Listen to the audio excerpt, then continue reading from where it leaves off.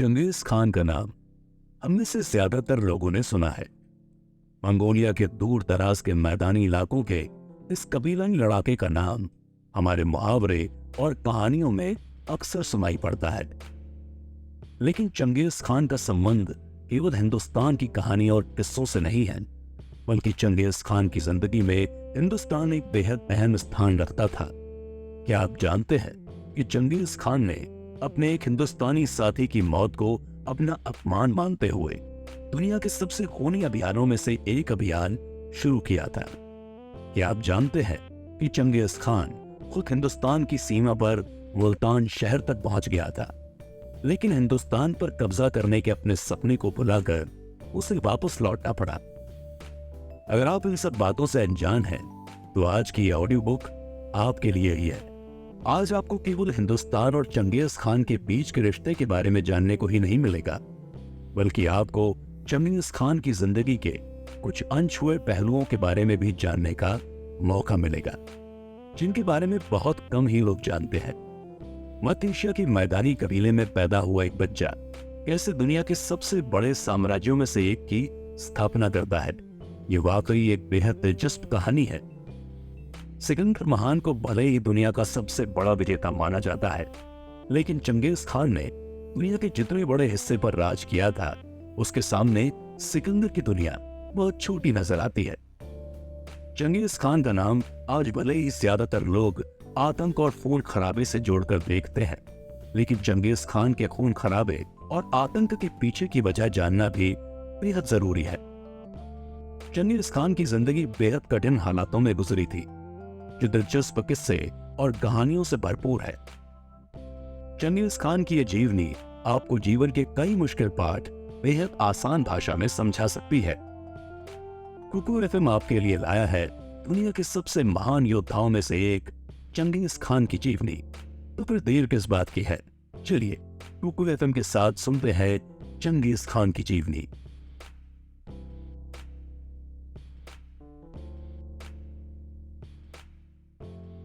मध्य Asia की Mongolia नामक देश का वातावरण इंसानी जिंदगी के लिए बेहद कठिन माना जाता है। ये बात 1162 में इसी मंगोलिया देश के उत्तरी भाग में बहने वाली ओनोन नदी के किनारे की है। इस नदी के किनारे होलन नाम की एक युवती अपने बच्चे को जन्म देने के लिए जूझ रही थी। दरअसल होलन मंगोलिया के इस उत्तरी भाग के हवा पानी से अब भी बिल्कुल अनजान थी। होलन का जन्म जिस इलाके में हुआ था, वो अपने हरे भरे घास के मैदानों के लिए जाना जाता था और वहां गाय, घोड़े, बकरी और भेड़ें बड़ी मात्रा में पाई जाती थी। होलन खूब गोश्त खाकर और दूध पीकर बड़ी हुई थी, लेकिन मंगोलिया के उस उत्तरी हिस्से में उसको खाने पीने के लिए ये सब नहीं मिल रहा था। उसे अपनी जिंदगी का गुजारा शिकारियों वाला खाना खाकर करना पड़ता था। कभी उसे चूहे या चिड़िया खानी पड़ती थी, तो कभी कभार उसे मछली या हिरण भी खाने को मिल जाते थे। एक दिन होलन ओनोन नदी के किनारे एक छोटी सी पहाड़ी पर अनजान लोगों से घिरी हुई थी। वो अपने पहले बच्चे के गर्भ के दर्द से जूझ रही थी। होलन के आसपास मौजूद लोग उसके लिए अनजान इसलिए थे क्योंकि बोरोजिन नाम के कबीले ने उसका अपहरण कर लिया था। यही बोरोजिन कबीला आगे चलकर मंगोल कबीले के नाम से मशहूर होने वाला था। होलन के माता पिता ने उसकी शादी मर्किट नाम के कबीले के एक लड़के से की थी, लेकिन जब वो लड़का होलन को लेकर अपने कबीले की ओर रवाना हुआ, तो उनका अपहरण बोरोजिन कबीले के येसुगी ने कर लिया। होलन ने तब अपने पति की जान बचाने के लिए खुद को येसुगी के हवाले कर दिया और इस तरह वो मंगोल कबीले में शामिल हो गई।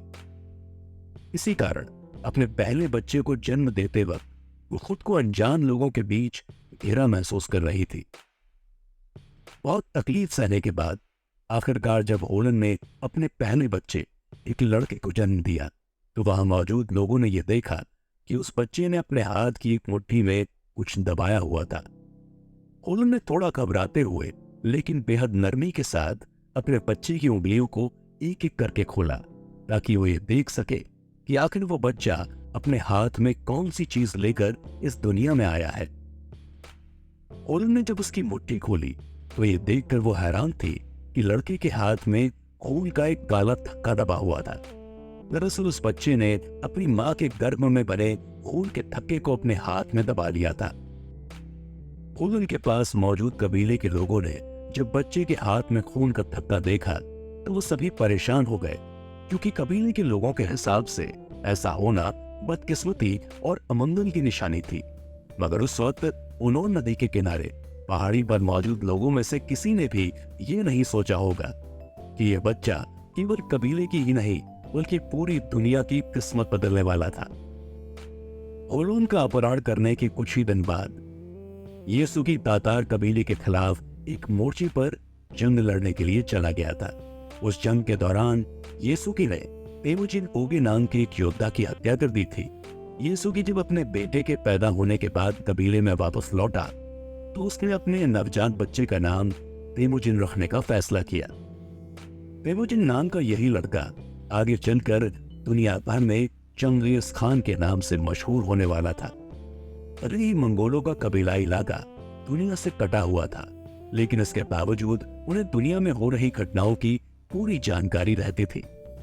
चंगेज खान के पैदा होने से कई साल पहले मुसलमान, ईसाई, हिंदू और बौद्ध धर्म के लोगों ने मंगोल कबीलाई इलाकों में खुद को स्थापित करने की कोशिश की थी, मगर वहां के वातावरण और कठिन जीवन को वो सह नहीं पाए।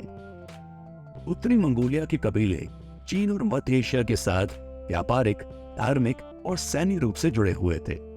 वहीं उत्तरी मंगोलिया के ये कबीले सिल्क रूट से पूरे तरीके से कटे हुए थे, क्योंकि सिल्क रूट गोबी रेगिस्तान के दक्षिण से गुजरता था।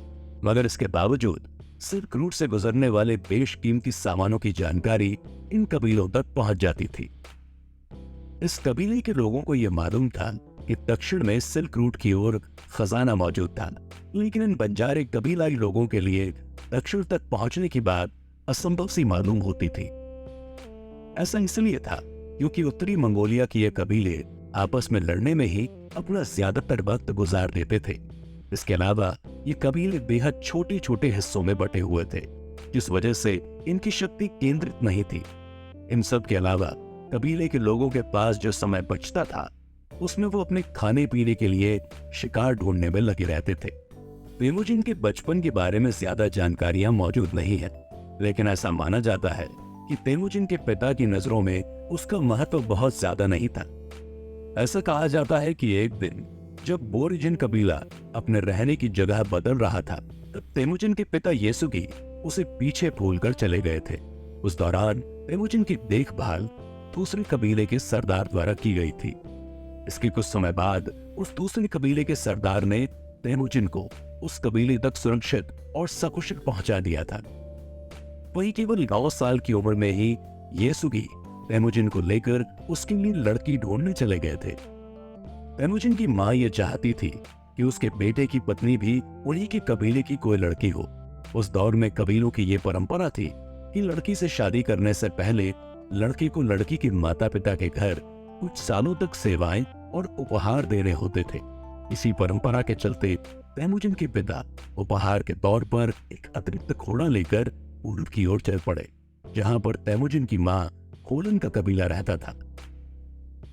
ऐसा कहा जाता है कि तेमुजिन के पिता येसुगी उसे घर से दूर केवल इसलिए नहीं ले गए थे ताकि वो उसके लिए एक लड़की ढूंढ सके। दरअसल तेमुजिन के पिता को यह मालूम था कि उनके मरने के बाद तेमुजिन और उसके सौतेले भाई बेक्टर के बीच कबीले के सरदार की गद्दी को लेकर खूनी संघर्ष होने की संभावना है।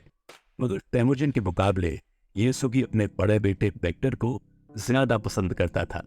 इसी कारण वो कबीले के सरदार की गद्दी बेक्टर के लिए सुरक्षित रखना चाहता था। येसुगी की ये योजना थी कि वो तेमुजिन को पूर्व की ओर ले जाकर उसे वहीं छोड़कर वापस आ जाएगा।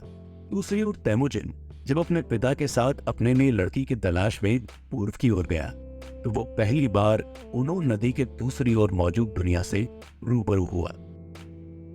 तेमुजिन के पिता उसे घर से ज्यादा दूर ले जाकर छोड़ देना चाहते थे ताकि वो बेक्टर के साथ सरदार की गद्दी हासिल करने की लड़ाई न लड़े। मगर इसके बावजूद तेमुजिन के पिता उसे उसकी मां के कबीले तक नहीं ले गए। इसके बदले वो रास्ते में एक परिवार के पास रुके जिसकी बेटी रियो उम्र में तेमुजिन से 1 साल बड़ी थी। तेमुजिन और रियो एक दूसरे को काफी पसंद करने लगे और दोनों के माता पिता उनकी शादी करने के लिए राजी भी हो गए। उस समय की परंपरा के अनुसार तेमुजिन को रियो के माता पिता के साथ कुछ साल रहकर उनकी सेवा करके और उन्हें उपहार देकर खुश करना था। तेमुजिन के पिता येसुकी उसे रियो के माता पिता के घर छोड़कर वापस अपने कबीले की ओर रवाना हो गए। येसुकी जब अपने कबीले की ओर लौट रहा था तो उसने देखा कि तातार कबीले के कुछ लोग जश्न मना रहे थे। उस जश्न में बेहतरीन दावत का आयोजन भी किया गया था। ये वही तातार कबीला था जिसके योद्धा तेमुजिन उगे को मारकर येसुकी ने अपने बेटे का नाम तेमुजिन रखा था। येसुकी ये जानता था कि अगर तातार कबीले के लोग उसको पहचान लेंगे तो वो उन्हें जान से मार देंगे। इसके बावजूद उसने ये सोचा कि वो अपना भेष बदलकर वहां जाएगा और भोजन का आनंद लेकर अपने कबीले की ओर वापस लौट जाएगा। मगर जब येसुकी तातार कबीले के करीब पहुंचा तो उस कबीले के लोगों ने उसे पहचान लिया और उसे जहरीला खाना खाने को दे दिया। जहरीला खाना खाने के बाद जब येसुकी की तबीयत बिगड़ने लगी तो वह जैसे तैसे तातार कबीले के चंगुल से निकलकर अपने कबीले की ओर निकल पड़ा। अपने कबीले में वापस पहुंचने तक येसुकी की तबीयत बहुत ज्यादा खराब हो चुकी थी। कबीले में पहुंचते ही उन्होंने एक आदमी को भेजकर तेमुजिन को वापस बुलाने का आदेश दिया। लेकिन जब तक तेमुजिन वापस अपने पिता के पास पहुंचा तब तक उसके पिता की मौत हो चुकी थी। जब येसुकी की मौत हुई तो उस समय उसकी 2 बीवियां थी और उन दोनों बीवियों से उसको 7 बच्चे थे जिनकी उम्र 10 साल से कम थी। इस कारण येसुकी का परिवार बेहद कमजोर पड़ चुका था। तेमुजिन के पिता का कबीला ओरिजिन उस वक्त ताइचुट कबीले के संरक्षण में चल रहा था। लेकिन जब तेमुजिन के पिता येसुकी की मौत हो गई तब ताइचुट कबीले ने येसुकी के परिवार की जिम्मेदारी उठाने से इनकार कर दिया। दरअसल उस दौर में मंगोलियाई कबीलों में यह परंपरा थी कि अगर कबीले के सरदार की मौत के बाद उसके परिवार में कोई योग्य पुरुष न हो तो उस परिवार को कबीले से अलग कर दिया जाता था। ताइचुट कबीला येसुकी के परिवार के 9 सदस्यों का अतिरिक्त बोझ नहीं उठाना चाहता था। येसुकी के परिवार में तेमुजिन और पेक्टर समेत सभी सदस्य बेहद कम उम्र के थे और अपना खाना पीना जुटाने की स्थिति में नहीं थे। इसीलिए अगर ताइचुट कबीला उन्हें अपने साथ रखता तो उन्हें उनके लिए भी खाने पीने का इंतजाम करना पड़ता। जैसे कि हमने पहले भी बताया है कि कबीलाई इलाकों में खाने पीने का इंतजाम करना बहुत मुश्किल होता था।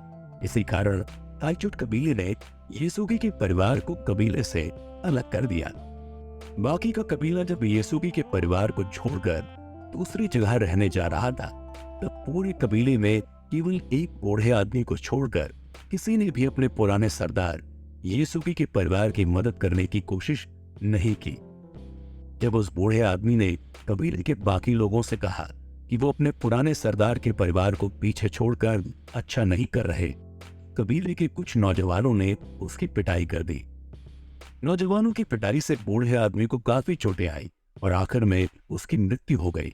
ये देखकर तेमुजिन, जिसकी उम्र उस समय लगभग 10 वर्ष रही होगी, उसके मन पर बहुत गहरा प्रभाव पड़ा। जब नौजवान लड़के उस बूढ़े आदमी को मार रहे थे तेमुजिन ने जाकर उसकी सहायता करने की कोशिश की थी, लेकिन उस समय वो बहुत कमजोर था, इसीलिए उसकी सारी कोशिशें बेकार रही। तेमुजिन को इस बात का बेहद अफसोस था कि वो उस बूढ़े आदमी की मदद नहीं कर सका। तो चलिए इसी के साथ अपने अगले एपिसोड की ओर बढ़ते हैं, इसमें हम जानेंगे कि कैसे कमजोर और असहाय बच्चा तेमुजिन शक्ति और सत्ता हासिल करता है।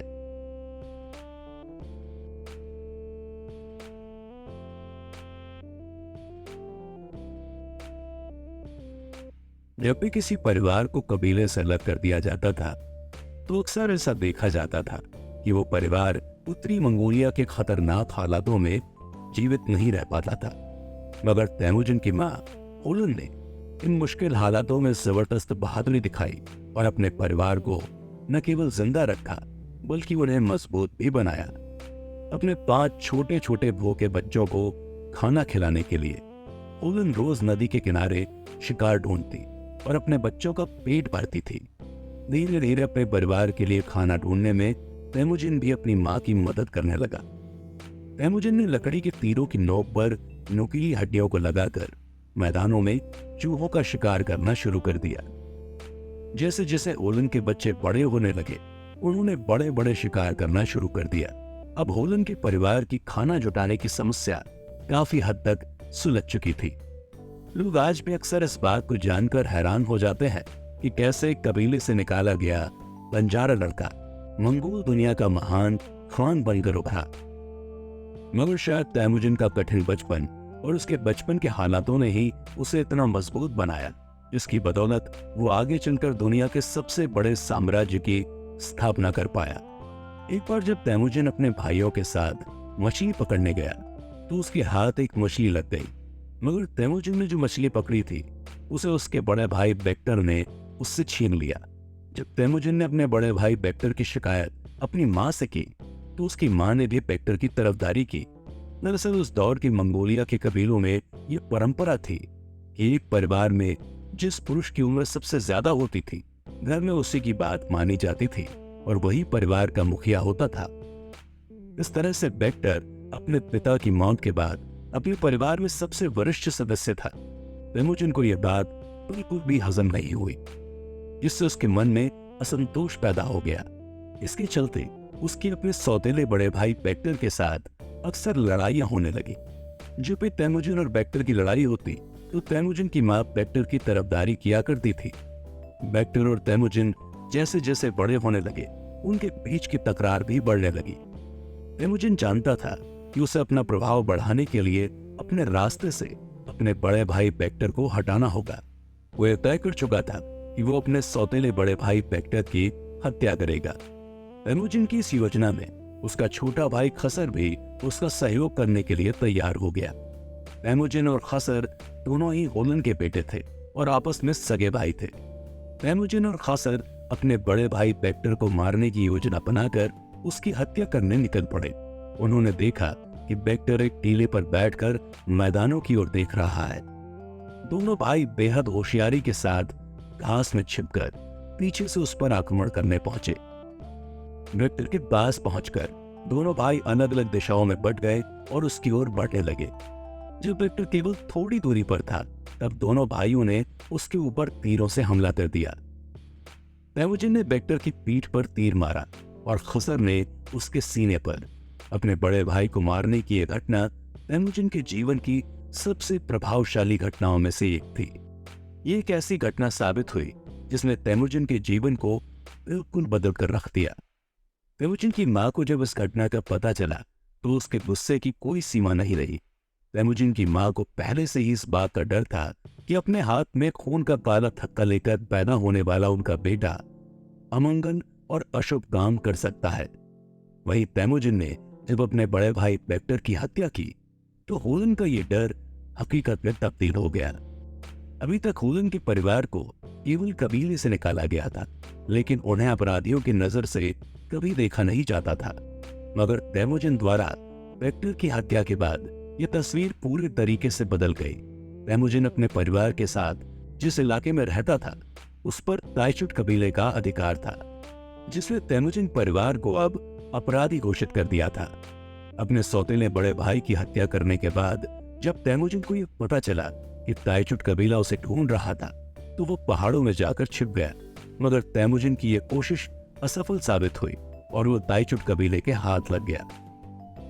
ताइचुट कबीला जहां रहता था वहां कई सारे कैदियों के परिवारों को भी रखा जाता था, जिनसे मजदूरी का काम करवाया जाता था। ताइचुट कबीले के कुछ नेताओं का यह मानना था कि तैमुजिन को मौत की सजा देनी चाहिए, लेकिन इस बात पर कबीले के सभी नेताओं में सहमति नहीं बन पा रही थी। इसीलिए जब तक कोई अंतिम फैसला नहीं तय हो जाता तब तक तैमुजिन को कुछ दिनों के लिए एक कैदी परिवार के साथ रखने का आदेश दिया गया। तैमुजिन जिस कैदी परिवार के साथ रहता था उन्होंने उसकी बहुत सहायता की। एक रात तैमुजिन ने बेहद चालाकी के साथ ताइचुट कबीले के चंगुल से भागने की योजना बनाई, मगर उसके गले में एक लोहे का पट्टा डला हुआ था, जिसकी वजह से उसका भागना नामुमकिन था। तब उस कैदी परिवार ने तैमुजिन के गले में बंधे पट्टे को तोड़कर आग में जला दिया, जिसकी वजह से वो ताइचुट कबीले के चंगुल से बचकर भाग निकला। ताइचुट के कबीले से बचकर निकलना तैमुजिन की जिंदगी की एक और महत्वपूर्ण घटना थी। एक ऐसा कैदी परिवार जिनसे उसका कोई रिश्ता नहीं था, उन्होंने उसकी जान बचाने में मदद की। वही दूसरी ओर ताइचुट का कबीला था, जिसके साथ उसके खानदानी रिश्ते होने के बावजूद वो उसे मारने की कोशिश कर रहे थे। अपनी जिंदगी की इस घटना से तैमुजिन के अंदर यह विश्वास पैदा हो गया कि अपने रिश्तों और परिवार के बाहर भी लोगों पर भरोसा किया जा सकता है। इसके साथ ही उसके मन में जो वर्ग के लोगों के खिलाफ अविश्वास की भावना भी जाग गई। अपने सौतेले बड़े भाई बेक्टर को मारने के बाद तैमुजिन ने सोचा था कि उसकी जिंदगी आसान हो जाएगी, लेकिन हुआ इसका बिल्कुल उल्टा। उसे एक अपराधी घोषित कर दिया गया था और ताइचुट का कबीला उसकी जान के पीछे पड़ा था। ऐसी कठिन परिस्थितियों से गुजरते हुए आखिर कैसे लड़का मंगोलों का महान चंगेज खान बन सकता है, ये वाकई में हैरान करने वाली बात है। लेकिन शायद इन्हीं कठिन हालातों में तैमुजिन की सफलता के बीच छिपे थे, जिनकी मदद से वो मंगोलों का महान चंगेज खान बना। सबसे पहले जब तैमुजिन के परिवार को ताइचुट कबीले से निकाला गया था, तब उसे संबंधों का महत्व पता चला। इस घटना से तैमुजिन को बहुत कुछ सीखने को मिला, जिससे उसने आगे चलकर नए संबंध स्थापित करने पर बहुत ज्यादा ध्यान दिया। इसके बाद जब एक अनजान परिवार ने ताइचुट कबीले से जान बचाने में उसकी मदद की, तो उसने ये सीखा कि आपसे रिश्ता और खानदान के बाहर भी लोगों पर विश्वास किया जा सकता है। आमतौर पर मंगोल कबीलों में अपने खानदान और रिश्तों के बाहर के लोगों को दुश्मन माना जाता था, इसीलिए उनके साथ संबंध नहीं रखे जाते थे। लेकिन तैमुजिन ने अपनी जिंदगी में एक बहुत बड़ा सबक सीखा। उसने अपने रिश्तों के बाहर भी लोगों पर भरोसा करना और उनसे संबंध स्थापित करने की सीख हासिल की। तैमुजिन ने ताकतवर लोगों के साथ अपने संबंध स्थापित करने की शुरुआत जमुखा नाम के एक लड़के के साथ की, जो उम्र में उससे थोड़ा बड़ा था। जमुखा का परिवार अक्सर ओनो नदी के किनारे रहने आया करता था, जहां तैमुजिन भी अपने परिवार के साथ रहता था। जमुखा जादरान कबीले का सदस्य था और जादरान कबीले के लोग तैमुजिन के पिता के दूर के रिश्तेदार थे। धीरे धीरे जमुखा और तैमुजिन के बीच इतने गहरे संबंध कायम हो गए कि वो हमेशा एक दूसरे का साथ देने की कस्में खाने लगे। हालांकि कुछ वर्षों के बाद जमुखा के परिवार ने ओनो नदी के किनारे आना बंद कर दिया, जिस वजह से जमुखा और तैमुजिन कई सालों तक एक दूसरे से नहीं मिल पाए। लेकिन बचपन में स्थापित किया गया ये संबंध बेहद मजबूत साबित हुआ। दोनों के बीच का ये संबंध आगे चलकर तैमुजिन के लिए बहुत फायदेमंद साबित होने वाला था, लेकिन इसके साथ ही एक बहुत बड़ी मुसीबत भी लाने वाला था। सन 1178 तक तैमुजिन की उम्र 16 साल हो चुकी थी। वो ताइचुट कबीले से बचकर रह रही अपनी माँ के पास वापस आ चुका था, जो दूर के इलाके में अकेले अपने परिवार के साथ रह रही थी। तैमुजिन ने 7 सालों तक अपनी होने वाली पत्नी बोर्टे को नहीं देखा था, लेकिन उसे विश्वास था कि वो बोर्टे को दोबारा खोज निकालेगा। अपनी होने वाली पत्नी को ढूंढने के लिए तैमुजिन अपने छोटे सौतेले भाई पेनगुटई के साथ पूर्व की ओर निकल पड़ा। आखिरकार तैमुजिन ने बोर्टे के पिता का ठिकाना ढूंढने में सफलता हासिल कर ली। जब तैमुजिन अपनी होने वाली पत्नी बोर्टे के घर पहुंचा, तो उसे ये जानकर बेहद खुशी हुई कि बोर्टे अब तक उसका इंतजार कर रही थी। बोर्टे की उम्र उस वक्त लगभग 17 या 18 साल थी और उसकी उम्र में लड़कियों की शादी अक्सर हो जाया करती थी, मगर बोर्टे को इस बात का यकीन था कि तैमुजिन उसे लेने एक दिन जरूर आएगा। बोर्टे के पिता को तैमुजिन और ताइचुट कबीले के बीच हुए टकराव के बारे में पता था, लेकिन इसके बावजूद उन्होंने तैमुजिन को बोर्टे के लिए एक अच्छा लड़का पाया और उनकी शादी को मंजूरी दे दी। शादी के बाद तैमुजिन अपने छोटे भाई बेलगोटी और नई पत्नी बोर्टे के साथ वापस अपने घर की ओर रवाना हो गया। उस समय की परंपरा के हिसाब से जब भी मंगोलियाई कबीलों में कोई लड़की शादी के बाद लड़के के घर जाती थी, तो वो अपने सास और ससुर के लिए एक एक कपड़े का जोड़ा लेकर आती थी। क्योंकि तैमुजिन के पिता की मौत हो चुकी थी, इसीलिए बोर्टे अपने पति तैमुजिन के लिए मध्य एशिया के मैदानों के सबसे कीमती फर से बना हुआ कोट लेकर आई थी। मध्य एशिया के कबीलों के बीच शादी में बड़े बड़े तोहफे देना मुमकिन नहीं था, लेकिन उस वक्त उच्च गुणवत्ता के कपड़ों की काफी कीमत हुआ करती थी और समाज में अच्छे कपड़ों की अहमियत भी बहुत ज्यादा थी। आमतौर पर बोर्टे द्वारा दिए गए इस कोट को तैमुजिन अपने पिता को देता, लेकिन उसके पिता की मौत हो चुकी थी, इसलिए तैमुजिन ने इस कोट का इस्तेमाल एक नया संबंध स्थापित करने के लिए किया। उसने बोर्टे द्वारा दिया गया कोट ओंग खान को देने का फैसला किया। ओंग खान तेमुजिन के पिता येसुकी का पुराना दोस्त था, लेकिन अब उनके संबंध टूट चुके थे। तेमुजिन ने ओंग खान को कोट का तोहफा देकर पुराने संबंधों को दोबारा जिंदा करने की कोशिश की। तेमुजिन को उम्मीद थी कि ओंग खान के साथ दोस्ती बढ़ाकर वो अपने परिवार के लिए सुरक्षा हासिल कर सकता था और अपने संबंध बढ़ा सकता था, और तेमुजिन अपने प्रयास में सफल भी रहा। ओंग खान केरिट कबीले का सदस्य था, जो मध्य एशिया के मैदानों के सबसे बेहतरीन इलाकों में रहता था। दूसरे मंगोलियाई कबीलों के मुकाबले केरिट कबीला बिखरा हुआ नहीं, बल्कि एकजुट होकर रहता था। केरिट कबीले के भीतर कई छोटे छोटे कबीले एक साथ और एक ही खान के नेतृत्व में रहा करते थे। इस वजह से मध्य एशिया के मैदानों में केरिट एक बहुत ताकतवर कबीला माना जाता था। ओंग खान इस केरिट कबीले का सरदार था। तेमुजिन जब उसके पास कोट लेकर पहुंचा तो उसने उस तोहफे को बेहद खुशी के साथ स्वीकार कर लिया। ओंग खान की तेमुजिन के पिता के साथ एक समय बहुत गहरी दोस्ती थी। तेमुजिन के पिता के साथ उन्होंने कई युद्ध लड़े थे और कई दफा दोनों ने एक दूसरे की जान बचाई थी। ओंग खान ने तेमुजिन को अपने कबीले में अपने बेटे की तरह शामिल होने का प्रस्ताव दिया। वो तेमुजिन को स्थानीय नेता बनने का मौका देने को भी तैयार था, लेकिन तेमुजिन ने सबको हैरान करते हुए ओंग खान के इस प्रस्ताव को मानने से इनकार कर दिया। तेमुजिन ने कहा कि वो ओंग खान से केवल अपने परिवार की सुरक्षा की उम्मीद करता है और उनके कबीले के साथ अपने संबंध कायम रखना चाहता है। केरिट कबीले के साथ सुरक्षा का समझौता करके तेमुजिन ने अब तक अपनी जिंदगी की लगभग सभी मुसीबतों को खत्म कर दिया था। उसे अब दाइचुट कबीले से किसी प्रकार का खतरा नहीं था, क्योंकि मध्य एशिया के 3 सबसे अधिक ताकतवर कबीलों में से एक कबीला केरिट भी था। इस तरीके से मध्य एशिया के मैदानों पर अब सबसे अधिक ताकतवर कबीलों में से एक का सहयोग तेमुजिन को हासिल हो चुका था। वो वापस अपने परिवार के पास पहुंच गया, जहां वो कुछ समय अपनी पत्नी बोर्टे के साथ बिताना चाहता था। तेमुजिन के लिए ये एक नई शुरुआत थी, क्योंकि उसके जीवन में अब किसी प्रकार की बड़ी चिंता नहीं थी। मगर यदि तेमुजिन ये सोच रहा था कि उसकी जिंदगी की मुसीबतें खत्म हो गई हैं, तो ये शायद उसकी एक बहुत बड़ी गलतफहमी थी। चलिए अपने अगले एपिसोड में जानते हैं कि आखिर ऐसा क्या हुआ जिसकी वजह से तेमुजिन को एक बार फिर अपनी जान बचाने के लिए भागना पड़ा। ऐसा कहा जाता है कि तेमुजिन शायद अपने कबीले का सरदार बने रहकर भी खुश रह सकता था, लेकिन मंगोलियाई कबीलों के लगातार आपस में लड़ते रहने की आदत के कारण ये मुमकिन नहीं हो सका। ओंग खान से अपनी सुरक्षा का सौदा करने के बाद तेमुजिन अपने परिवार के साथ शांति से रहने एक दूर इलाके में चला गया, मगर यहाँ भी मुसीबतों ने उसका पीछा नहीं छोड़ा। जैसा कि हमने पहले बताया था कि तेमुजिन के पिता ने उसकी मां होलन का अपहरण मर्किट कबीले से करने के बाद उससे शादी कर ली थी। अब यही मर्किट कबीला उस अपहरण का बदला लेने के लिए तैयार था और अपनी नजर तेमुजिन के परिवार पर जमाए बैठा था। मगर उनकी नजर होलन पर नहीं, बल्कि तेमुजिन की नई पत्नी बोर्टे पर थी। तेमुजिन का केरिट कबीले के साथ रहने के बजाय अकेले मध्य एशिया के मैदानों में रहने का फैसला शायद उस पर बहुत भारी पड़ने वाला था।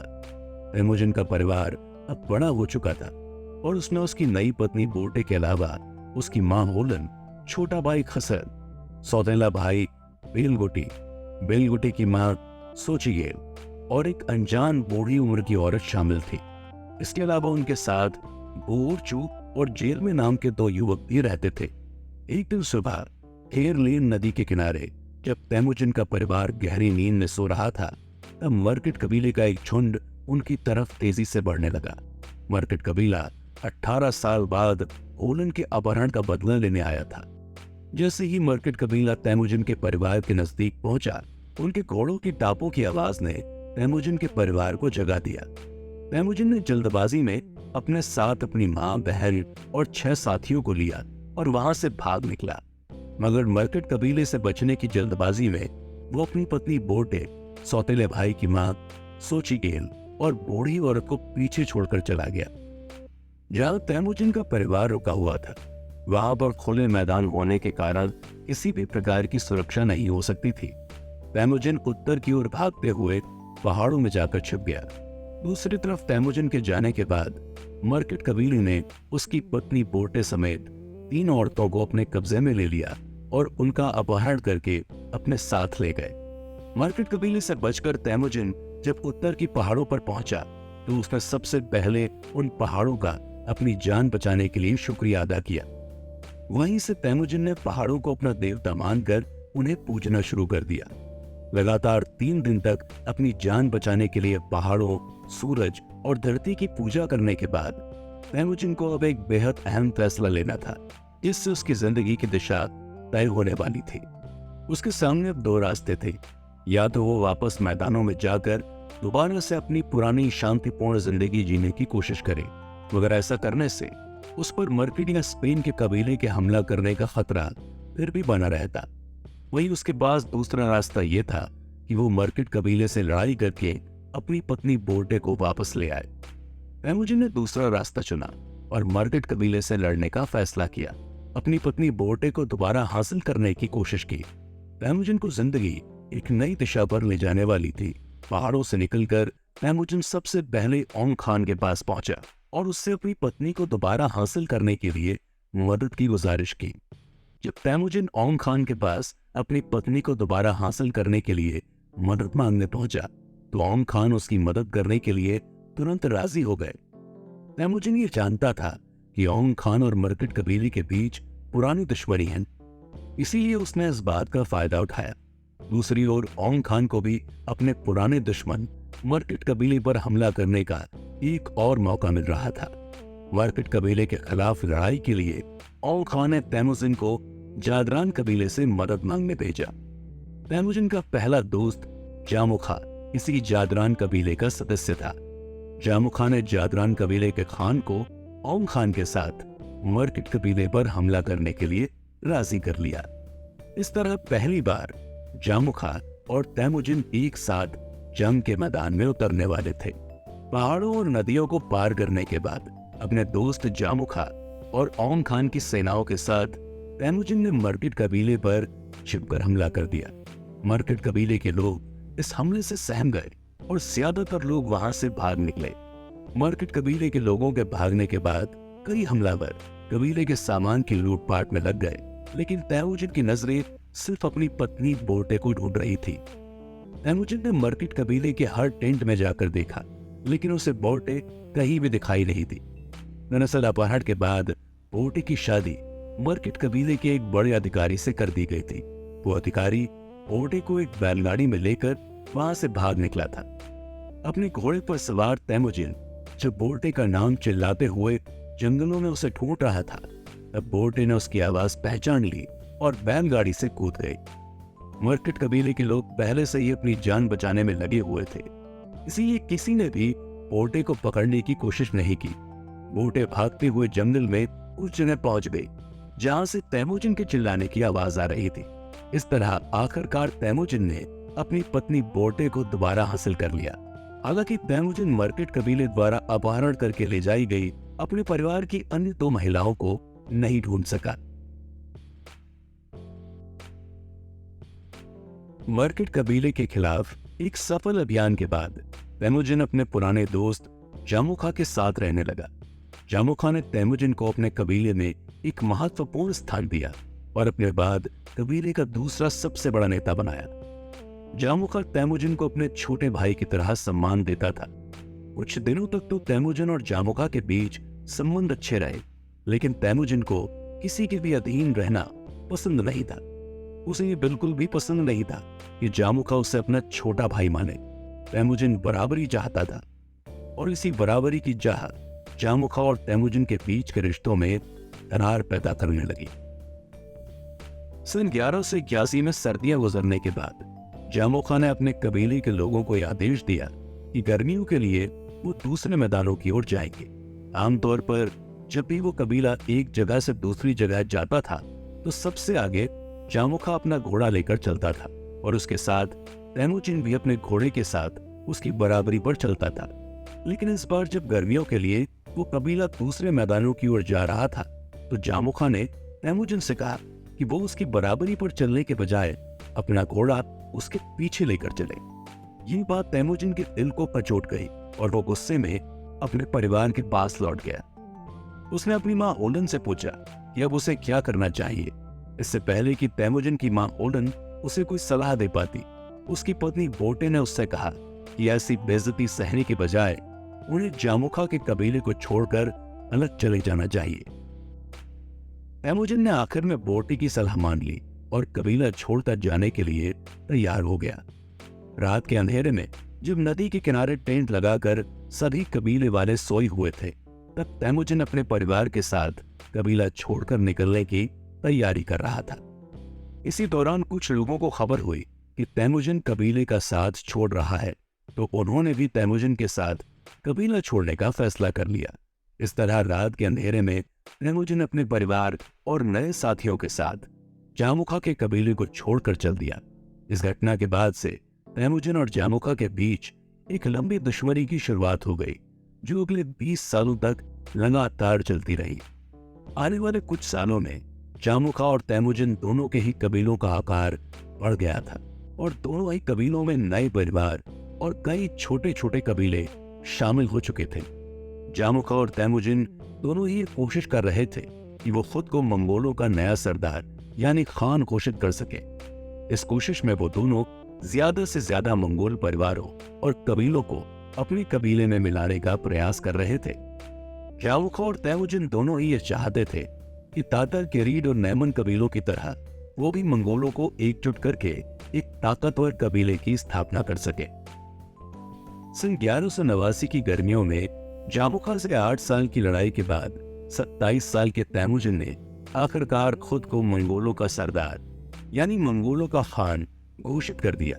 इसके बाद तेमुजिन ने अपने सभी समर्थकों को नीली झील के पास एक मैदान में पारंपरिक बैठक के लिए न्योता दिया। मंगोल परंपराओं के अनुसार इस बैठक में लोगों की उपस्थिति उनके समर्थन का सूचक होती है, यानी इस बैठक में जितने भी लोग भाग लेने वाले थे वो सभी तेमुजिन के समर्थन में थे। यदि कोई मंगोल परिवार या कबीला इस बैठक में हिस्सा नहीं ले रहा था, तो इसका मतलब वो तेमुजिन को अपने खान के रूप में स्वीकार नहीं कर रहा था। हालांकि तेमुजिन द्वारा बुलाई गई इस पारंपरिक बैठक में बहुत ज्यादा लोगों ने भाग नहीं लिया, क्योंकि ज्यादातर मंगोल कबीले के लोग अब भी जामुखा को अपना समर्थन दे रहे थे। तेमुजिन का कबीला मध्य एशिया के मैदानों के अन्य कबीलों के मुकाबले अभी बेहद छोटा था। इसके अलावा तेमुजिन का कबीला केरीट के खान ओंग खान के संरक्षण में ही रहता था। तेमुजिन ओंग खान को नाराज नहीं करना चाहता था, इसीलिए जब उसने खुद को मंगोलों का सरदार घोषित किया तो एक दूत को ओंग खान के पास भी भेजा। इस दूत के जरिए ओंग खान को तेमुजिन ने यह संदेश भिजवाया कि वो अब भी उनके प्रति वफादार है और अपने नए पद को संभालने के लिए उनका आशीर्वाद चाहता है। ओंग खान ने भी तेमुजिन को अपना समर्थन देने में बुराई नहीं समझी। दरअसल ओंग खान तेमुजिन के साथ साथ जामुखा को भी अपना समर्थन दे रहे थे।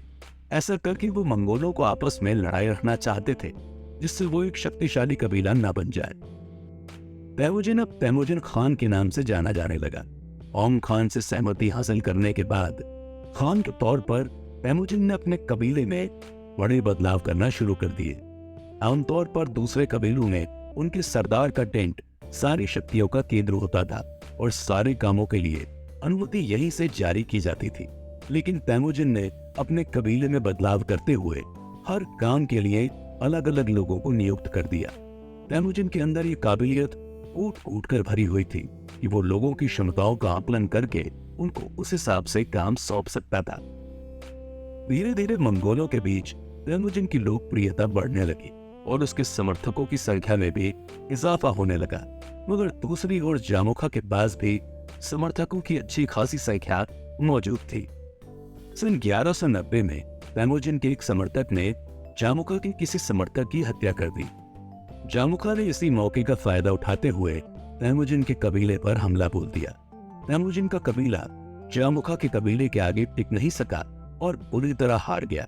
वहीं तेमुजिन और उसके कबीले वालों को अपनी जान बचाने के लिए भागना पड़ा। जामुखा ने तेमुजिन के कबीले से कुछ लोगों को हिरासत में ले लिया। उसने तेमुजिन के कबीले के एक अहम अधिकारी की गर्दन काटकर उसे घोड़े की पूंछ से बांधकर सभी मंगोल कबीलों के बीच घुमाया।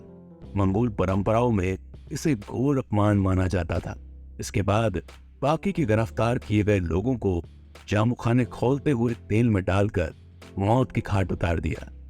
हालांकि जामुखा ने तैमुजिन के खिलाफ जंग जरूर जीत ली थी, लेकिन जंग जीतने के बाद भी जामुखा ने तैमुजिन के कबीले वालों के साथ जो सुलूक किया था, उससे जामुखा की छवि को बहुत नुकसान हुआ। ज्यादातर मंगोल परिवार और छोटे छोटे कबीले अब जामुखा की क्रूरता देखकर उससे डरने लगे थे। दूसरी तरफ तैमुजिन भले ही युद्ध हार गया था, लेकिन लोगों के मन में तैमुजिन के लिए सहानुभूति बढ़ गई थी। युद्ध में हारने के बाद भी कई मंगोल परिवार तैमुजिन से जुड़ने लगे थे। इस तरह तैमुजिन ने धीरे धीरे अपनी शक्तियां दोबारा हासिल कर ली।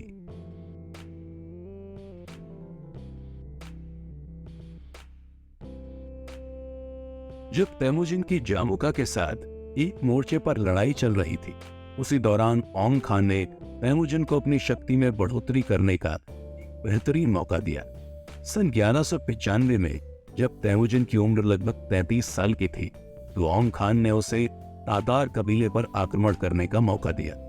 ओंग खान के साथ मिलकर इस हमले में सफलता हासिल करके तैमुजिन मंगोल के बीच अपनी सैन्य शक्ति, आर्थिक शक्ति और इज्जत को बढ़ा सकता था। तातारों पर हमला करने के लिए ओंग खान और तैमुजिन के साथ जुरचीन साम्राज्य के गोल्डन खान भी शामिल हो रहे थे।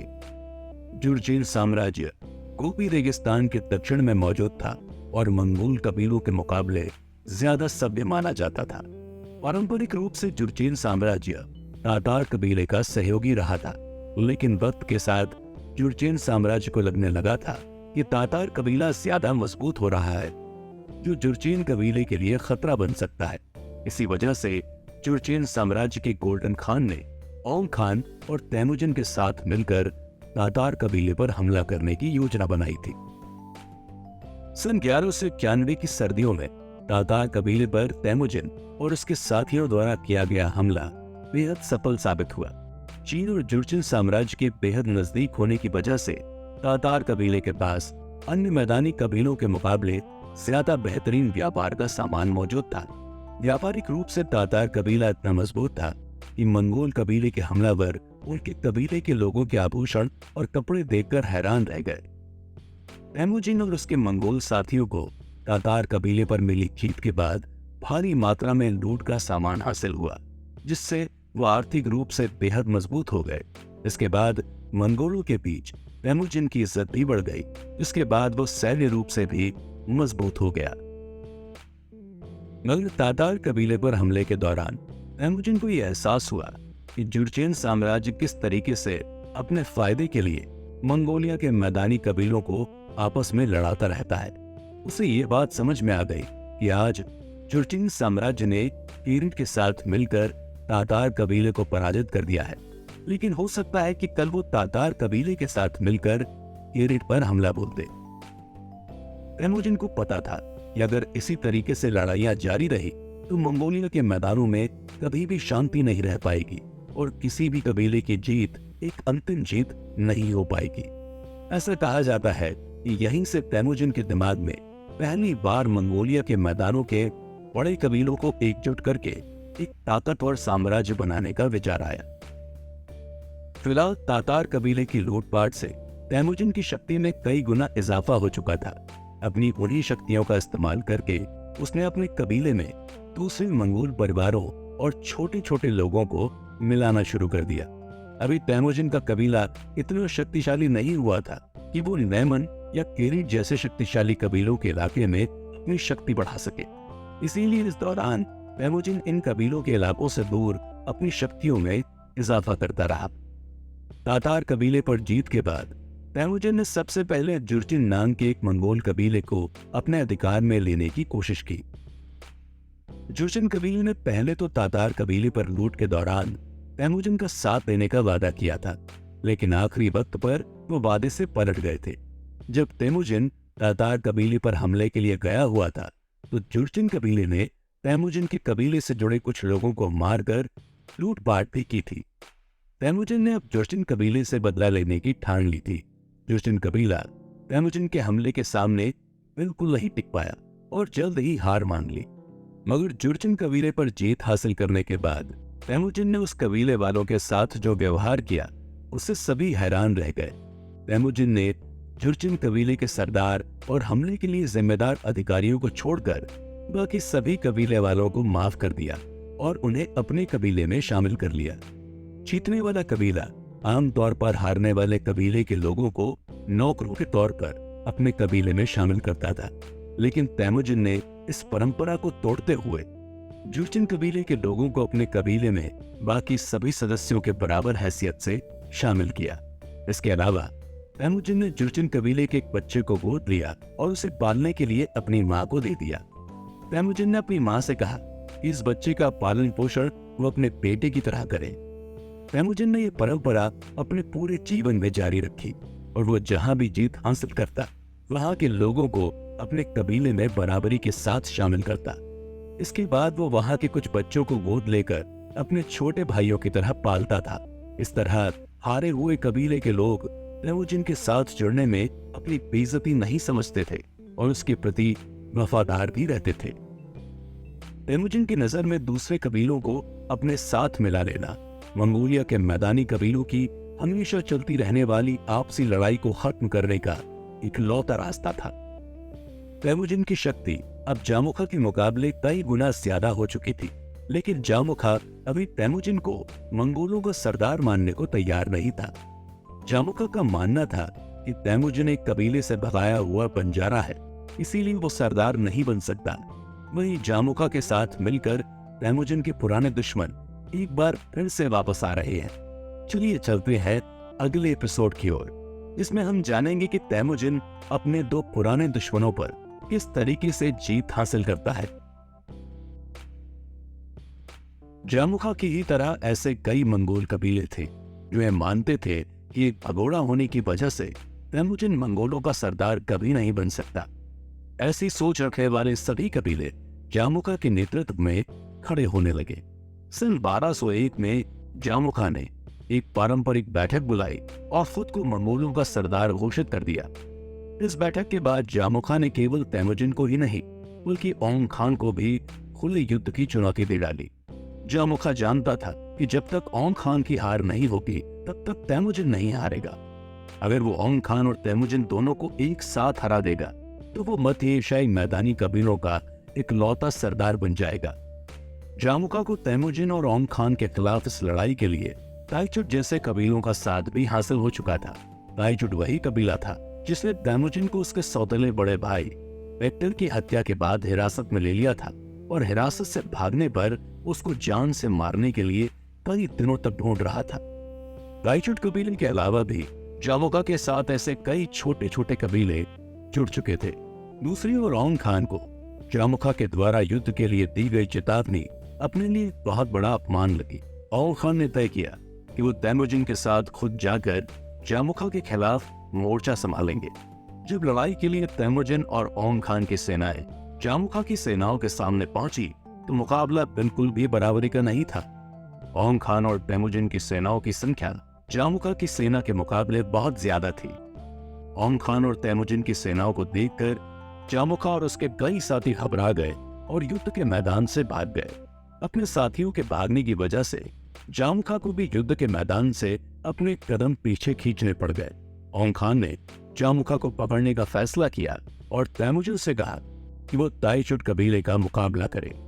ताइचुट कबीले को हराना तैमुजिन के लिए काफी मुश्किल साबित हुआ, मगर जल्द ही तैमुजिन की सेना ने ताइचुट कबीले की सेनाओं के इरादों को पस्त कर दिया, जिसके बाद ताइचुट कबीले के कई योद्धा मैदान छोड़कर भाग गए। तैमुजिन ने एक बार फिर अपनी दरियादिली दिखाई और हारे हुए ताइचुट कबीले के सरदार और अधिकारियों की हत्या करने के बाद बाकी सभी कबीले वासियों को अपने कबीले में शामिल कर लिया। हालांकि दूसरी तरफ जामुखा ओंग खान के चंगुल से बचकर निकलने में कामयाब रहा। जामुखा दूर दराज के मैदानी इलाकों की ओर भाग गया और वहां जाकर नए कबीले वालों को अपने साथ जोड़ने लगा, मगर तैमुजिन और जामुखा के बीच एक अंतिम लड़ाई अब भी बाकी थी। सन 1202 में ओंग खान ने तैमुजिन को पूर्व की ओर तातार कबीले पर दोबारा हमले के लिए भेजा और खुद अपने पड़ोसी कबीले मर्केट पर हमला करने के लिए रवाना हो गया। तातार कबीले पर अपने दूसरे हमले के दौरान तैमुजिन ने एक नई रणनीति लागू की आमतौर पर मध्य एशिया की सेनाएं लड़ाई में जीतने के बाद विरोधियों के खेमे में लूटपाट करने में जुट जाती थी और भागते हुए विरोधियों का पीछा नहीं करती थी। इसका नतीजा ये होता था कि ये विरोधी लौटकर दोबारा हमला करते थे। तेमुजिन ने इस दिक्कत को पहचाना और अपने सैनिकों को आदेश दिया कि जब तक पूरे तरीके से विरोधियों को नष्ट नहीं कर दिया जाएगा तब तक किसी भी प्रकार की लूटपाट नहीं की जाएगी। पूरे तरीके से युद्ध जीतने के बाद लूट किए जाने का एक फायदा यह भी था कि लूट को एक व्यवस्थित ढंग से इकट्ठा किया जा सकता था और तेमुजिन अपने हिसाब से उन्हें अपने समर्थकों के बीच बांट सकता था। तेमुजिन का यह फैसला एक मास्टर स्ट्रोक साबित होने वाला था। अपने इस फैसले की वजह से आने वाले समय में वो अपने विरोधियों को पूरे तरीके से नष्ट करने वाला था। इसके अलावा तेमुजिन ने यह फैसला किया कि युद्ध में हासिल की गई लूट को वो अपने कबीले की विधवाओं और लावारिस बच्चों के बीच भी साझा करेगा। इस फैसले ने भी तेमुजिन की लोकप्रियता बढ़ाई और कबीले के सैनिक उसके प्रति ज्यादा वफादार हो गए। सैनिकों को अब यकीन हो गया था कि अगर उनकी मौत हो जाती है तो उसके बाद भी तेमुजिन उनके परिवार का ख्याल रखेगा। तेमुजिन की सेना ने तातार कबीले को एक बार फिर करारी शिकस्त दी, ऐसी कि ज्यादातर तातारवासी मैदान छोड़कर भाग गए। तातार को तेमुजिन ने इतने बुरे तरीके से हराया था कि यह कबीला लगभग पूरी तरह से नष्ट हो चुका था और तातार कबीले की अधिकतम जनसंख्या तेमुजिन के कब्जे में आ चुकी थी। तातार कबीला ताइचुंगिया स्पेन की तरह कुछ 100 परिवारों का कबीला नहीं था, बल्कि तातार कबीले में हजारों परिवार रहते थे। तेमुजिन के सामने तातार को अपने कबीले में मिलाना एक बहुत बड़ी चुनौती थी। इस चुनौती से निपटने के लिए तेमुजिन को अपने पूरे कबीले का सहयोग चाहिए था, जिसके लिए उसने खुद भी कुछ कड़े कदम उठाए। तेमुजिन और उसके कबीले के अधिकारियों ने यह तय किया कि सभी तातार सरदारों और अधिकारियों की हत्या कर दी जानी चाहिए। इसके अलावा उन सभी तातार पुरुषों को भी मौत की सजा सुनाई गई जिनकी लंबाई एक निश्चित मानक से ऊपर पाई गई थी। अब तक बोल्टे ही तेमुजिन की इकलौती पत्नी थी, लेकिन तातार कबीले को शामिल करने के बाद तेमुजिन ने तातार कबीले के कुछ परिवारों से संबंध रखने वाली येसुजिन और येसुगेई से भी शादी करने का फैसला किया। तातार पर जीत हासिल करने के बाद तेमुजिन के कुछ सैनिकों ने उसका आदेश भुला दिया और भागे हुए विरोधियों को पकड़ने के बजाय पहले लूटपाट में जुट गए। इस बात से तेमुजिन बहुत ज्यादा गुस्सा हुआ और अपने आदेश को गंभीरता से न लिए जाने की सजा के तौर पर उसने उन सैनिकों से सभी लूट का सामान छीन लिया और उन्हें आधा नंगा करके कोड़े मरवाए। तेमुजिन के इस व्यवहार से नाराज होकर कुछ सैनिक उसका साथ छोड़कर जामुखा से जा मिले। इधर तेमुजिन अपने कबीले में लगातार बदलाव ला रहा था और पारंपरिक तरीकों पर चलने के बजाय नई नई नीतियों को लागू कर रहा था। ऐसी ही एक नीति के तहत तेमुजिन ने अपने कबीले के हर इंसान के लिए सार्वजनिक सेवा करना अनिवार्य कर दिया। उदाहरण के लिए, अगर कोई व्यक्ति सेना में अपनी सेवाएं नहीं दे सकता तो उस व्यक्ति को किसी और प्रकार से सार्वजनिक सेवा देनी होगी। तातार, स्पेन और जेरकिन कबीले को हराने के बाद तेमुजिन अत्यधिक शक्तिशाली हो चुका था और मध्य एशियाई मैदानों की महत्वपूर्ण शक्तियों में उसकी गिनती होने लगी थी। ओंग खान ने यह नहीं सोचा था कि तातार पर जीत के बाद तेमुजिन की शक्तियां इतनी ज्यादा बढ़ जाएंगी। अब तेमुजिन की अगली चुनौती के रूप में उसके पिता समान ओंग खान खड़े होने वाले थे। ओंग खान के साथ उनका पुराना दुश्मन जामुखा फिर से उनका सामना करने के लिए तैयार था। तो चलिए अब अपने अगले एपिसोड की ओर चलते हैं, जहां हम जानेंगे कि तेमुजिन ओंग खान और जामुखा की चुनौती से कैसे निपटता है। तेमुजिन द्वारा तातार कबीले पर कब्जा किए जाने के बाद अब मध्य एशिया के मैदानों में केवल 2 शक्तिशाली कबीले रह गए थे। पश्चिम की ओर तायंग खान के नेतृत्व में नैमन कबीला मौजूद था और दूसरी ओर ओंग खान के नेतृत्व में किरीट कबीला बचा था। किरीट कबीले के सरदार ओंग खान की उम्र हो चली थी और ओंग खान के बाद कौन किरीट कबीले की कमान संभालेगा ये तय नहीं था। किरीट कबीले के सरदार ओंग खान का बेटा इतना योग्य नहीं था कि वो कबीले की कमान संभाल सके। इसके अलावा वो कबीले के लोगों के बीच इतना लोकप्रिय भी नहीं था। तेमुजिन ने इस समस्या का समाधान निकालने की कोशिश की और अपने बेटे चूची का विवाह ओंग खान की बेटी से करने का प्रस्ताव किरीट कबीले के पास भेजा। अगर ओंग खान तेमुजिन का प्रस्ताव स्वीकार कर लेता तो ओंग खान के बाद तैमुजिन किरीट कबीले का सरदार बन सकता था, मगर औंग खान ने तैमुजिन द्वारा भेजे गए प्रस्ताव को अपने लिए एक अपमान के तौर पर देखा। भले ही तैमुजिन औंग खान को अपने पिता के समान मानता हो और कई दफा उनकी मदद भी कर चुका हो, लेकिन अब भी वो उनकी नजरों में एक थोड़ा अपराधी था जिसको उन्होंने काबिल योद्धा बनाया था। औंग खान के बेटे ने भी तैमुजिन के इस प्रस्ताव पर कड़ा विरोध जताया और अपने पिता से कहा कि वो तैमुजिन के प्रस्ताव को ठुकरा दे, और औंग खान ने भी ऐसा ही किया। मगर जल्द ही औंग खान को अपनी गलती का एहसास हो गया। औंग खान ये जानता था कि तैमुजिन इस समय मध्य एशिया के मैदानों का सबसे काबिल सैन्य अधिकारी था, जिसकी सेना से टक्कर लेना ठीक नहीं रहेगा। तैमुजिन से सीधी दुश्मनी लेने के बजाय औंग खान ने जालसाजी के जरिए तैमुजिन को मौत के घाट उतारने का फैसला किया। औंग खान ने तैमुजिन को दोबारा एक संदेश भिजवाया और कहा कि उन्होंने अपना मन बदल लिया है और वो अपनी बेटी की शादी तैमुजिन के बेटे के साथ करने के लिए तैयार है। रिश्ता पक्का करने के लिए औंग खान ने तैमुजिन को अपने कबीले में दावत के लिए बुलाया। औंग खान की योजना थी कि वो दावत में आने के बाद तैमुजिन को मौत के घाट उतार देगा। उधर औंग खान को तैमुजिन अपने पिता के समान समझता था और उसे उम्मीद थी कि वो उसे धोखा नहीं देंगे। वो केवल कुछ सैनिकों के साथ किरीट कबीले की ओर रवाना हो गया।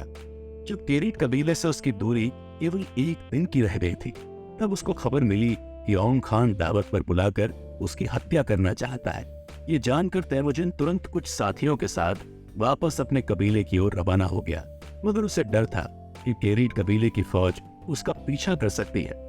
इसीलिए उसने अपने कुछ सैनिकों को उसी जगह पर छोड़ दिया जहां पर उसने अपना खेमा लगाया था। इस तरीके से तैमुजिन को भागने के लिए कुछ समय मिल गया। बिना रुके कई दिनों तक तैमुजिन और उसके साथी भूखे प्यासे अपने घोड़ों को दौड़ाते रहे। आखिरकार तैमुजिन और उसके साथियों ने एक झील के किनारे रुकने का फैसला किया। यहाँ से तैमुजिन ने अपने कबीले को एकत्रित होने का संदेश भिजवाया और उनसे किरीट कबीले पर हमला करने की तैयारी करने को कहा। दूसरी तरफ औंग खान को यकीन था कि अब तक उसकी सेना ने तैमुजिन को पूरब की ओर खदेड़ दिया होगा और उसके योद्धाओं को भी नष्ट कर दिया होगा। अपनी सफलता का जश्न मनाने के लिए औंग खान ने जामुखा को अपने कबीले में एक दावत के लिए आमंत्रित किया। पूरे किरीट कबीले में जश्न का माहौल था। उधर तैमुजिन ने भी अपनी फौज दोबारा एकत्रित कर ली थी और बिना रुके दिन रात अपने घोड़े दौड़ाते हुए किरीट कबीले की ओर बढ़ रहा था। जल्द ही तैमुजिन की फौज ने किरीट कबीले को चारों ओर से घेर लिया। 3 दिन तक तो किरीट कबीले की सेनाओं ने डटकर तैमुजिन का मुकाबला किया, लेकिन इसके बाद वो कमजोर पड़ने लगे। जामुखा अपनी जान बचाने के लिए पश्चिम की ओर गया, जहां उसने नैमन कबीले में शरण हासिल कर ली। वहीं दूसरी ओर किरीट कबीले के सरदार औंग खान ने भी अपनी जान बचाने के लिए नैमन कबीले की ओर जाने की कोशिश की, मगर नैमन कबीले की सीमा तक पहुंचते पहुंचते उसके पास कोई भी सैनिक जिंदा नहीं बचा था। नैमन कबीले की सीमा पर पहुंचकर जब उसने भीतर घुसने की कोशिश की तो सीमा पर खड़े सैनिक ने इस बात पर यकीन ही नहीं किया कि फकीरों के जैसा दिखने वाला एक कमजोर ओढ़ा आदमी किरीट कबीले का सरदार हो सकता है। झूठ बोलने का आरोप लगाकर सीमा पर खड़े सैनिक ने औंग खान की हत्या कर दी।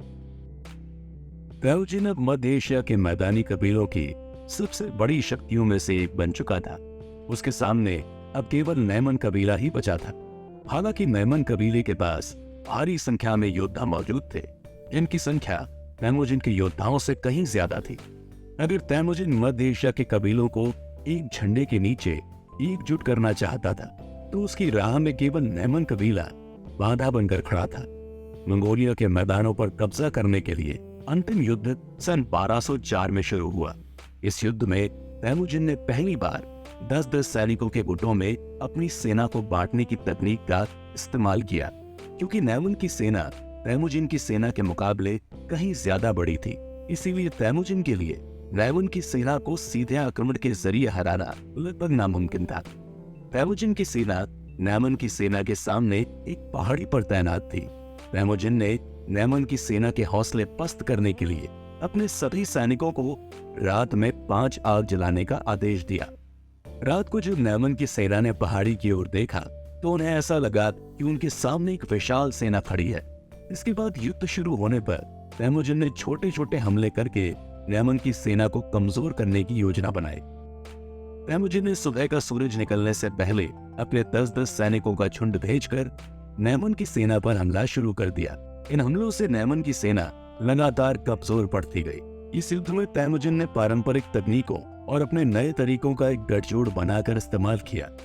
तैमुजिन के सैनिकों को इस पर इतना ज्यादा भरोसा था कि उनके बीच एक कहावत मशहूर हो गई थी कि अगर तैमुजिन उन्हें आग के बीच भी लड़ने के लिए भेजेगा तो वो बिना सोचे समझे आग में उतर सकते थे। तैमुजिन के सैनिकों की वफादारी और उनकी तकनीकें आखिरकार नैमन की विशाल सेना पर भारी पड़ी और तैमुजिन ने नैमन कबीले को अपने कब्जे में ले लिया।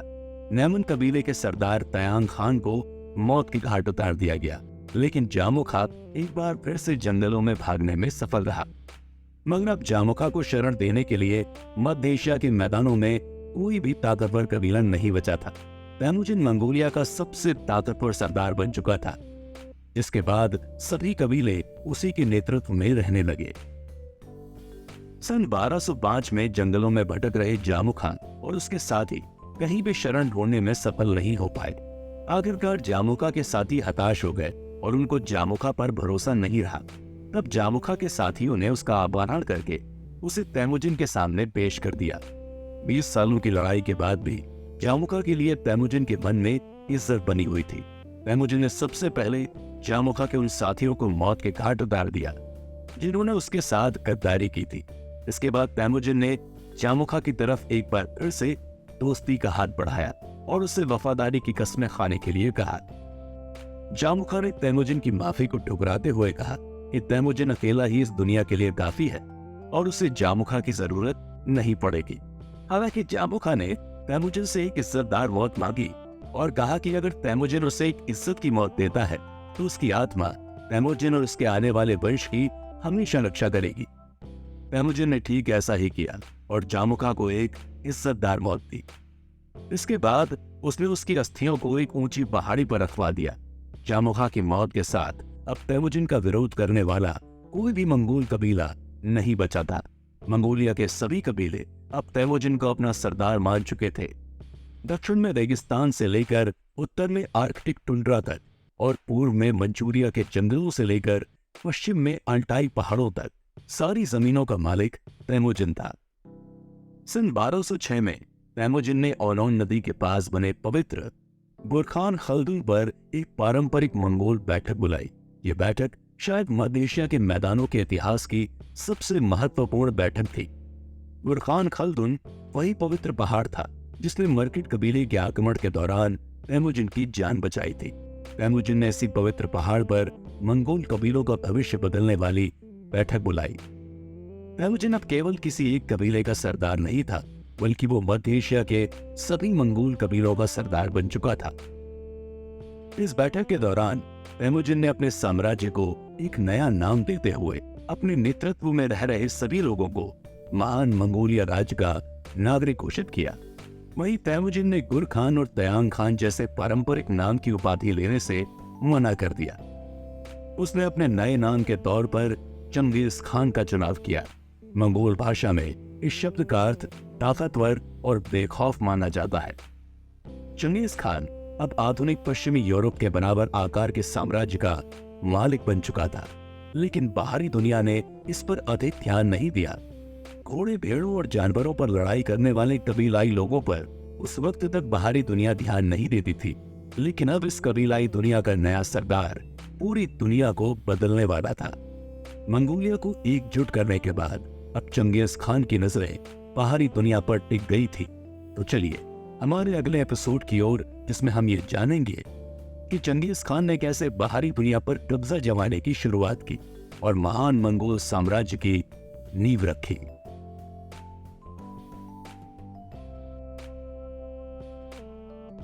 जब चंगेज खान ने मंगोलिया को एकजुट कर लिया था तो उस समय चीन कई अलग अलग साम्राज्यों में बटा हुआ था।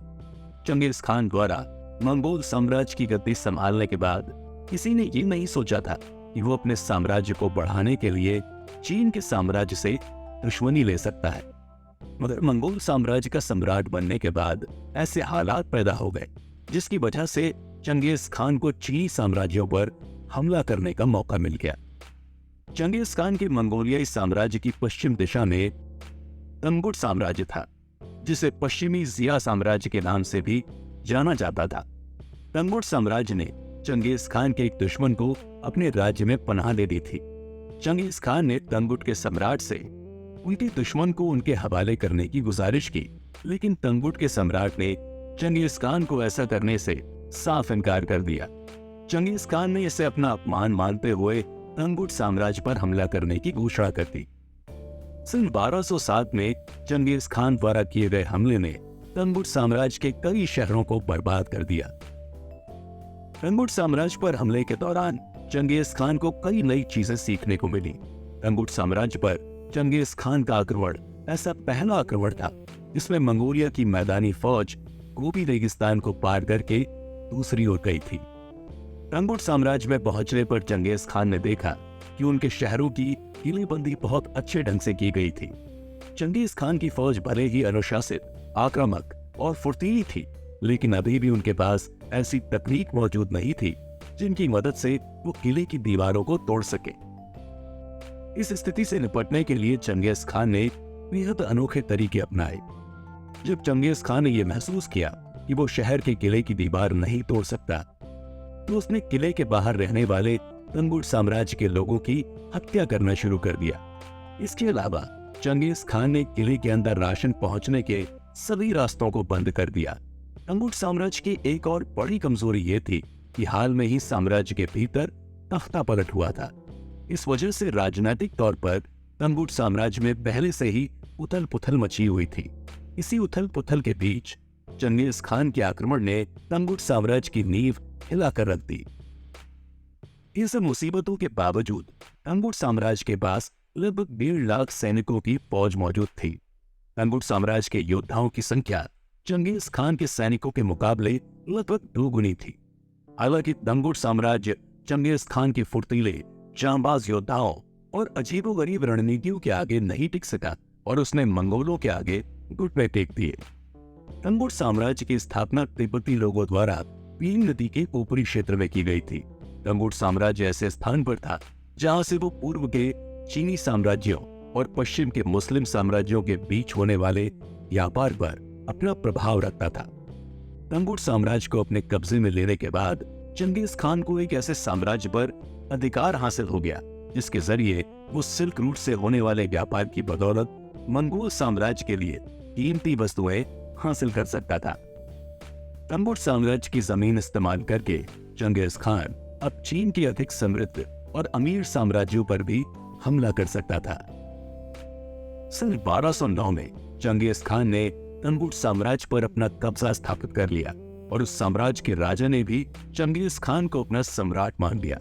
लेकिन चंगेज खान तंगुट साम्राज्य पर अपना कब्जा कर ही पाया था कि इसी दौरान दक्षिण के चुर्चिन नाम के समृद्ध और शक्तिशाली साम्राज्य के गोल्डन खान की मृत्यु हो गई। ये वही जुर्जेन साम्राज्य था जिसने चंगेज खान और ओंग खान के साथ मिलकर तातार कबीले पर हमला किया था। जुर्जेन साम्राज्य को मध्य एशिया के मैदानों पर अपने नियंत्रण के लिए जाना जाता था, लेकिन जब बूढ़े गोल्डन खान की मृत्यु होने के बाद उसकी जगह एक युवा गोल्डन खान ने ले ली, तो उससे चंगेज खान की बढ़ती हुई शक्ति और प्रभाव देखा नहीं गया। अपने नियंत्रण और शक्ति का प्रदर्शन करने के लिए गोल्डन खान ने चंगेज खान और मंगोलियाई साम्राज्य को यह आदेश दिया कि वो अपनी वफादारी साबित करने के लिए नए गोल्डन खान के अधिकार में आ जाएं। चंगेज खान के पास जब जुर्जीन साम्राज्य के दूत ये संदेश लेकर पहुंचे तो वो गुस्से से तिलमिला उठा। उसने उन दूतों को ये कहकर वापस भेज दिया कि चंगेज खान और मंगोल साम्राज्य किसी के भी अधीन नहीं रह सकते। चंगेज खान द्वारा गोल्डन खान का प्रस्ताव ठुकराया जाना एक प्रकार से बगावत की निशानी थी। चंगेज खान ने अपनी सेना इकट्ठी की और गोल्डन खान के जुर्जीन साम्राज्य पर हमले की घोषणा कर दी। अब चंगेज खान एक बार फिर अपनी फौज के साथ गोबी के रेगिस्तान को पार करके तंगुट साम्राज्य के जरिए जुर्जीन साम्राज्य की सीमाओं पर पहुंच गया। 13वीं शताब्दी की शुरुआत में जुर्जीन साम्राज्य चीन का दूसरा सबसे बड़ा साम्राज्य था, जिसमें करीब 50 लाख लोगों की आबादी रहती थी। सन 1211 में जब चंगेज खान ने जुर्जीन साम्राज्य पर हमला करने के लिए गोबी रेगिस्तान को पार किया, तो उसने एक ऐसे अभियान की आग लगा दी थी जिसकी चपेट में जल्द ही पूरी दुनिया आने वाली थी। शुरुआत में ऐसा बिल्कुल नहीं लगा कि चंगेज खान के इरादे किसी भी प्रकार से वैश्विक स्तर पर जंग करने के हो सकते हैं, लेकिन चुर्चेन साम्राज्य पर हमला करने के लिए जब वो अपने ताकतवर और तेज तर्रार योद्धाओं को लेकर निकला तो उसके बाद उसने रुकने का नाम नहीं लिया। सिंधु नदी से लेकर इनयूब नदी तक, प्रशांत महासागर से लेकर भूमध्य सागर तक केवल 30 साल के भीतर ये मंगोल योद्धा अपने रास्ते में आने वाली हर फौज को हराने वाला था, हर किले को गिराने वाला था और हर साम्राज्य पर मंगोलों का झंडा लहराने वाला था।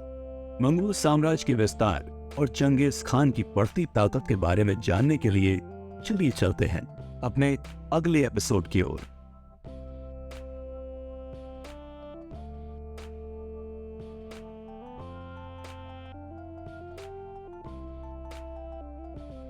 चंगेज खान जिस चुर्चेन साम्राज्य पर हमला करने जा रहा था उसकी राजधानी का नाम जोंगडो था। चीन की आधुनिक राजधानी बीजिंग उसी जगह पर स्थित है जहां कभी चुर्चेन साम्राज्य की राजधानी जोंगडो स्थित हुआ करती थी। चुर्चेन 13वीं शताब्दी का एक बेहद शक्तिशाली साम्राज्य था और जब उसे यह खबर मिली कि मंगोल उन पर आक्रमण करने आ रहे हैं तो उन्होंने इस बात को मजाक में लिया। चुर्चेन के सैनिक आपस में कहते थे कि मंगोल हमारे सामने मुट्ठी भर रेत के बराबर है, भला हमें उनसे क्यों डरना चाहिए। मगर जल्द ही चुर्चेन की सेना को इसका जवाब मिलने वाला था। चंगेज खान की मंगोल सेना का गठन और एक जगह से दूसरी जगह जाने का उनका तरीका दोनों ही बाकी सेनाओं से अलग था। सबसे पहले तो मंगोल सेना में केवल घुड़सवारों की फौज थी, यानी पूरी सेना एक सैनिक घोड़े की सवारी करती थी। पूरी सेना में घुड़सवारों के होने की वजह से मंगोल सेना एक जगह से दूसरी जगह पर तेजी से जा सकती थी। वहीं अन्य सेनाओं में घुड़सवारों की फौज के साथ साथ पैदल सैनिकों की भी फौज होती थी। चुर्चेन पर हमला करने के लिए चंगेज खान अपने साथ 65,000 घुड़सवारों की फौज लेकर रवाना हुआ था। हालांकि चुर्चेन की सेना के पास भी लगभग इतने ही घुड़सवार मौजूद थे। इसके अलावा चुर्चेन की सेना के पास 85,000 पैदल सैनिकों की भी फौज थी। मंगोल सेना को अन्य फौजों से अलग करने वाली दूसरी चीज थी उनका बेहद कम वस्तुओं और हल्की वस्तुओं के साथ यात्रा करना। मंगोल फौज अपने साथ बड़ी मात्रा में अतिरिक्त घोड़े लेकर यात्रा करती थी और जरूरत पड़ने पर उनकी हत्या करके उन्हें खा जाती थी। इसके अलावा मंगोल सेना अपने खाने पीने के लिए रास्ते में लूटपाट भी करती थी। इस प्रकार मंगोल सेना को अपने साथ राशन के लिए भारी संख्या में सामान लेकर नहीं चलना पड़ता था। मंगोल सेना ने चुर्चेन साम्राज्य के आसपास के इलाकों में लूटपाट करके गांवों और शहरों को बर्बाद करना शुरू कर दिया। मंगोल सेना चुर्चेन के गोल्डन खान की उम्मीदों से ज्यादा तेजी के साथ आगे बढ़ रही थी, जिससे चुर्चेन सेना में खलबली मच गई। सन 1214 में आखिरकार चंगेज खान ने जोंगडो में गोल्डन खान के किले को चारों ओर से घेर लिया। चुर्चेन साम्राज्य के बहुत सारे शहर और गांव मंगोल हमले की वजह से बर्बाद हो चुके थे। उधर गोल्डन खान भी अपनी आपसी लड़ाई की वजह से चंगेज खान का सामना करने की स्थिति में नहीं था। गोल्डन खान ने चंगेज खान के सामने हार मानते हुए समझौता करने का प्रस्ताव रखा। समझौते के तहत गोल्डन खान ने चंगेज खान को भारी मात्रा में सोना, चांदी और रेशम तोहफे में दिए। इसके साथ ही उसने 3000 घोड़े और 500 नौजवान युवक और युवतियां भी मंगोल साम्राज्य को तोहफे में दी। अंत में गोल्डन खान ने अपनी शाही राजकुमारियों में से एक का विवाह चंगेज खान के साथ करने का फैसला किया। चंगेज खान ने चुर्चेन साम्राज्य को मंगोल साम्राज्य के अधीनता स्वीकार करने के लिए कहा तो गोल्डन खान ने उसकी ये शर्त भी मान ली। इसके बाद चुर्चेन साम्राज्य भी मंगोल साम्राज्य के अधीन हो गया। मंगोल साम्राज्य के पहले मध्य एशिया के मैदानों की 3 बड़ी ताकतों में नैमन कबीला भी था। चंगेज खान ने सबसे अंत में नैमन कबीले पर ही कब्जा किया था और मध्य एशिया के मैदानी कबीलों को मिलाकर मंगोलियाई साम्राज्य की स्थापना की थी। नैमन कबीले को हराने के दौरान चंगेज खान को यह गलतफहमी हुई कि उसके सैनिकों ने नैमन कबीले के सरदार तायन खान को मौत के घाट उतार दिया है, जबकि असलियत में ऐसा नहीं था। नैमन कबीले के सरदार तायन खान ने पश्चिम की ओर जाकर कारा खिताई साम्राज्य में शरण हासिल कर ली थी और आखिरकार वहां के राजा को हटाकर वो खुद गद्दी पर काबिज हो गया। चंगेज खान ये बिल्कुल भी नहीं चाहता था कि उसका कोई पुराना दुश्मन दोबारा से अपना साम्राज्य स्थापित करे और उसके लिए खतरा बने। तायंग खान के अधिकार वाले कारा खिताई साम्राज्य को हराने के लिए चंगेज खान ने एक नौजवान जनरल जामुखा के नेतृत्व में 20,000 सैनिकों की फौज भेजने का फैसला किया। दरअसल चीन में लगातार 10 साल से युद्ध कर रही मंगोल सेना अब थक चुकी थी और चंगेज खान उन पर और अधिक दबाव नहीं बनाना चाहता था। इसीलिए उसने एक नौजवान जनरल के नेतृत्व में एक छोटी सेना को भेजने का फैसला किया। एक छोटी फौज के साथ कारा खिताई साम्राज्य पर कब्जा करने के लिए निकले मंगोल योद्धाओं को अपनी रणनीतियों में बदलाव करना पड़ा। इस दफा सीधी लड़ाई करने के बजाय मंगोलों ने कारा खिताई साम्राज्य के भीतर विद्रोह करवाना शुरू कर दिया।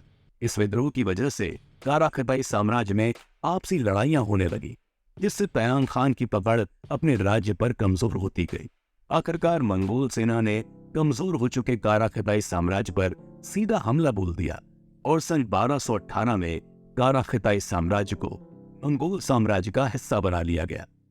कारा खिताई का सम्राट तायंग खान एक बार फिर से भागने में सफल रहा, लेकिन जल्द ही जामुखा के सैनिकों ने उसे खोज निकाला और उसकी हत्या कर दी। कारा खिताई साम्राज्य को अपने कब्जे में लेने के बाद अब मंगोल साम्राज्य की सीमाएं पश्चिम में बलखाश झील तक पहुंच गई थी, जो मुस्लिम साम्राज्य ख्वारिज़्म की सीमा तक मौजूद थी। ख्वारिज़्म एक विशाल मुस्लिम साम्राज्य था जो बेहद शक्तिशाली और समृद्ध था। ख्वारिज़्म साम्राज्य कैस्पियन सागर से लेकर फारस की खाड़ी तक और दक्षिण में अरब सागर तक फैला हुआ था। मंगोल साम्राज्य अब चीनी सीमाओं के अधिकार वाले अधिकतर सिल्क रूट पर अपना कब्जा जमा चुका था। वही चंगेज खान को ख्वारिज़्म साम्राज्य के साथ संधि करके पूरे सिल्क रूट पर होने वाले व्यापार के आधे मुनाफे पर अपना कब्जा हासिल करने का मौका दिखाई दिया, क्योंकि मुस्लिम देशों तक पहुंचने वाले सिल्क रूट का एक बड़ा हिस्सा अब भी ख्वारिज़्म साम्राज्य के पास था। इसी के चलते चंगेज खान ने सिल्क रूट से होने वाले मुनाफे का 50% हिस्सा देने के लिए तैयार था। मगर ख्वारिज़्म के बादशाह की एक गलती चंगेज खान को केवल 50% नहीं बल्कि पूरे सिल्क रूट का मुनाफा हासिल करने का एक मौका देने वाली थी। ख्वारिज़्म के बादशाह की गलती और चंगेज खान के मंगोल साम्राज्य के विस्तार के बारे में आगे जानने के लिए सुनिए अगला एपिसोड।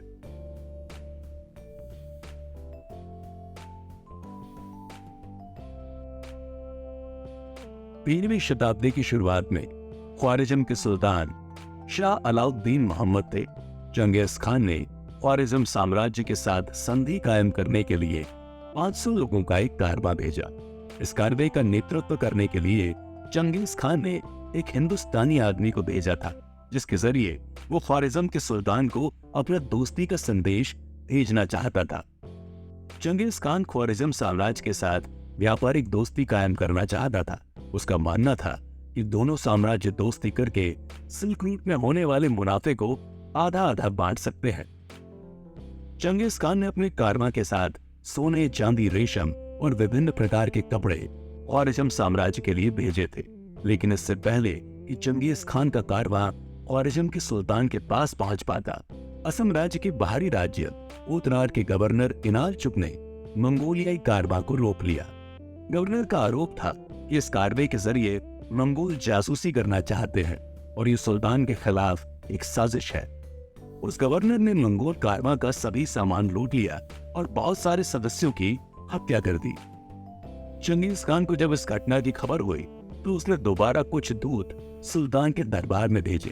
चंगेज खान ने सुल्तान से गुजारिश की कि वो इस घटना के दोषियों को सजा दे और लूट का माल वापस कर दे, मगर सुल्तान ने चंगेज खान के दूतों की भी पूरे दरबार में बेइज्जती कर दी।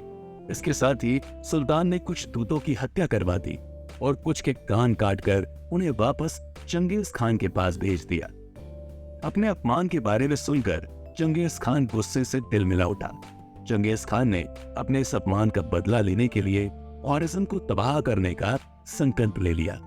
हालांकि चंगेज खान की अब उम्र हो चुकी थी, लेकिन इसके बावजूद वो ख्वारिज़्म के सुल्तान के अपमान से इतना ज्यादा गुस्से में था कि उसने ख्वारिज़्म के खिलाफ मंगोल अभियान का नेतृत्व करने का फैसला किया। चंगेज खान ख्वारिज़म पर हमले के लिए सन 1219 में पश्चिम की ओर रवाना हुआ। ख्वारिज़म पर हमले के लिए चंगेज खान अब तक की सबसे बड़ी मंगोल फौज लेकर निकला, जिसमें लगभग 1 लाख घुड़सवार शामिल थे। ख्वारिज़म की सीमा पर पहुंचने के बाद चंगेज खान ने अपनी सेना को 3 हिस्सों में बांट दिया।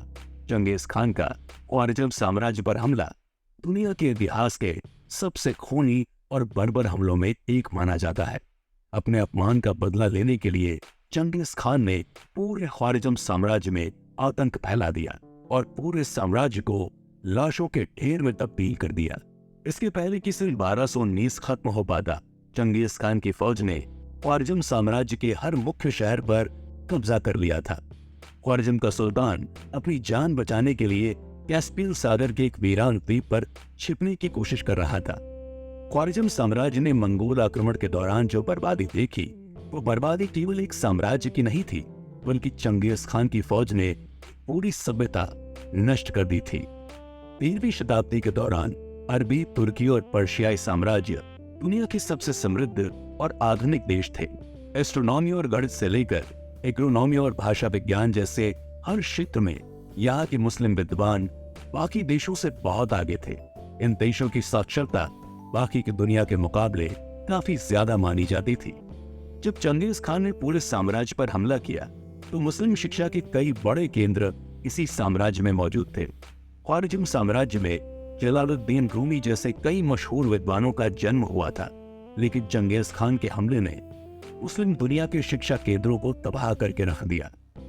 ख्वारिज़म साम्राज्य का महत्वपूर्ण शहर और इस्लामी शिक्षा का केंद्र माना जाने वाला बुखारा शहर भी चंगेज खान ने पूरी तरीके से नष्ट कर दिया था।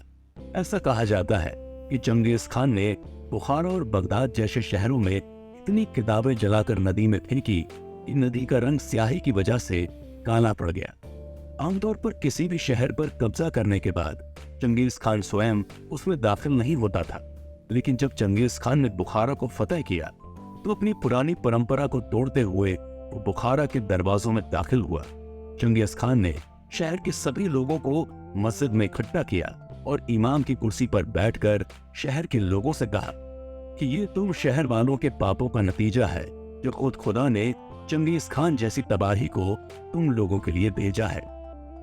ख्वारिज़म साम्राज्य के एक और महत्वपूर्ण शहर निशापुर पर कब्जे की लड़ाई के दौरान चंगेज खान के दामाद टुकुचा की मौत हो गई। ऐसा कहा जाता है कि उस समय चंगेज खान की बेटी गर्भवती थी। जब मंगोल फौज ने निशापुर पर आखिरकार कब्जा जमा लिया, तो शहर की किस्मत का फैसला चंगेज खान ने अपनी गर्भवती बेटी पर छोड़ दिया।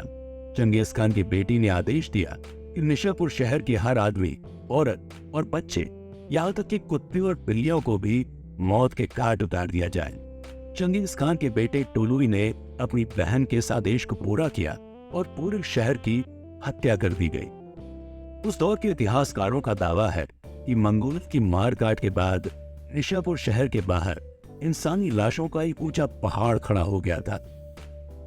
एक लंबी लड़ाई के बाद चंगेज खान की मंगोल फौजों ने आखिरकार ख्वारिज़म साम्राज्य की राजधानी समरकंद पर अपना कब्जा जमा लिया, मगर चंगेज खान की मंगोल फौज को ख्वारिज़म साम्राज्य के एक बेहद महत्वपूर्ण व्यापारिक शहर उर्गेच पर कब्जा करने के लिए एड़ी चोटी का जोर लगाना पड़ गया। उर्गेच शहर पर कब्जा करने के दौरान मंगोल सेना को अपने काफी सारे योद्धाओं को खोना पड़ा, लेकिन जब मंगोल फौज ने उर्गेच शहर पर अपना कब्जा कर लिया, तो इतिहासकार जुगैनी के अनुसार हर मंगोल योद्धा को 24 शहरवासियों को मारने का आदेश दिया गया। उर्गेच शहर पर कब्जा करने वाली मंगोल फौज में लगभग 50,000 मंगोल फौजी शामिल थे। इस हिसाब से अगर आंकड़ा लगाया जाए, तो मंगोल फौज ने शहर के तकरीबन 12 लाख निवासियों की हत्या कर दी। चंगेज खान ने अपने मंगोल साथियों को पूरे ख्वारिज़म साम्राज्य को बर्बाद करने के आदेश देकर चारों तरफ भेज दिया। ख्वारिज़म साम्राज्य की बर्बादी पूरी दुनिया के लिए एक संदेश था कि जो भी चंगेज खान के सामने सर उठाएगा, उसका सर कुचल दिया जाएगा। चंगेज खान का कहना था कि खुदा ने उसे पश्चिम से लेकर पूर्व तक पूरी दुनिया का मालिक बनाया है। जो साम्राज्य उसके अधीन आ जाएगा, उसकी पूरी इज्जत की जाएगी, लेकिन उसके खिलाफ लड़ने वाले को तबाह कर दिया जाएगा।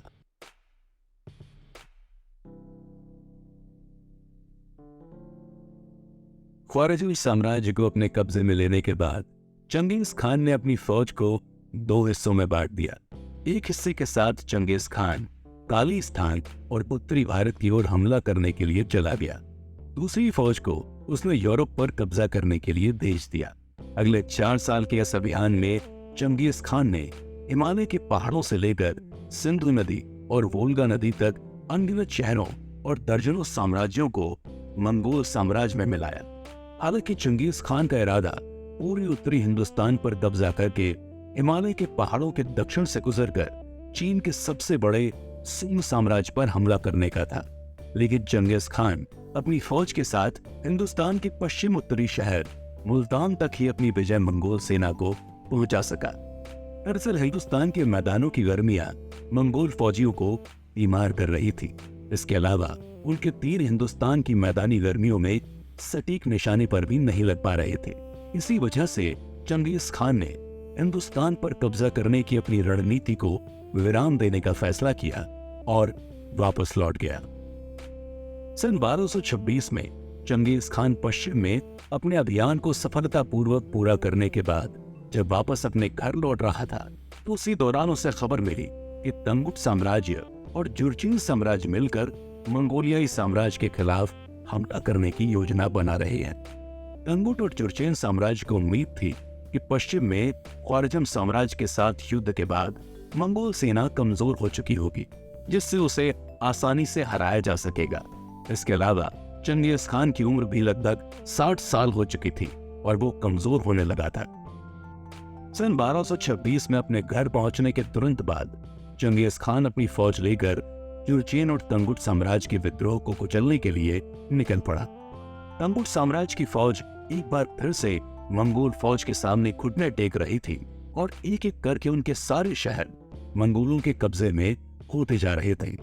जल्द ही मंगोल फौज चंगेज खान के नेतृत्व में तंगुट साम्राज्य की राजधानी निंगहिया तक पहुंच गई और उसे अपने कब्जे में ले लिया।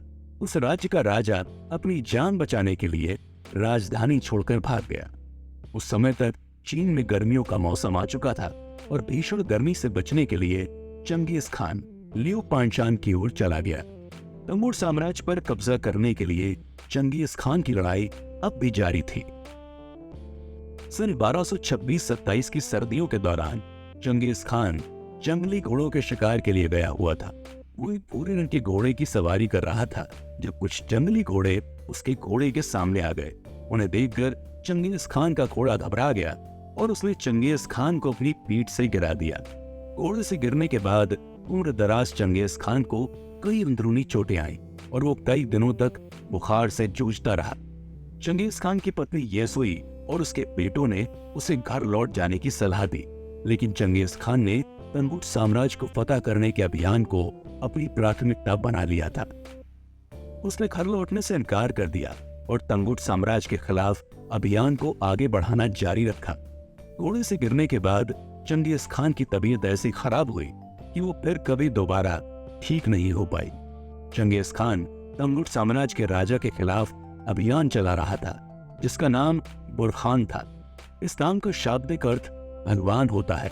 चंगेज खान तंगुट के राजा के नाम को इतना ज्यादा पवित्र मानता था कि जब आखिरकार तंगुट के राजा को उसने अपने कब्जे में ले लिया तो उसकी हत्या करने से पहले उसने तंगुट के राजा का नाम बदलने का आदेश दिया।